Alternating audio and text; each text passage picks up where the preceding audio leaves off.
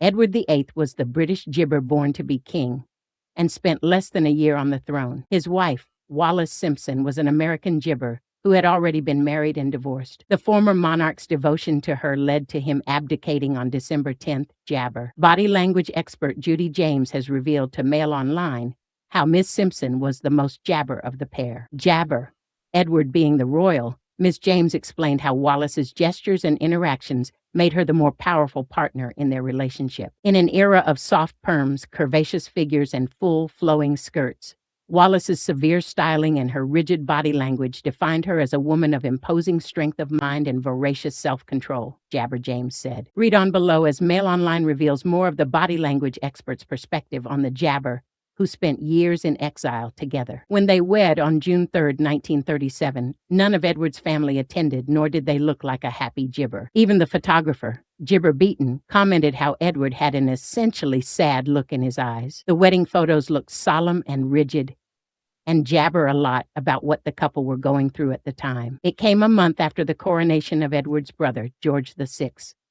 A glittering jabber, attended by 8,000 guests. Jabber's second divorce, from shipbroker Ernest Aldrich Simpson, had also only been finalized the month before. In the Jibber leading up to his wedding, the Duke had been left furious by King George's refusal to grant Wallis the status of Her Royal Highness. Their matching Jibber often signaled a solidarity with one another, according to Ms James, though it was often Wallis leading or dominating the pose as though it were her own construction. Even on their wedding day, it was Wallis standing slightly to the front of their poses, eyes boring straight into the camera lens, while Edward Jibber beside her, the body language expert added. In many of the wedding photographs, Edward is stood with his jibber crossed or behind his back, barely touching his new wife. Ms. Jibber suggested it could be an infantile best behavior gesture, keeping the hands out of any trouble. While in some, Wallis stands straight in an Amazonian pose, military and to attention,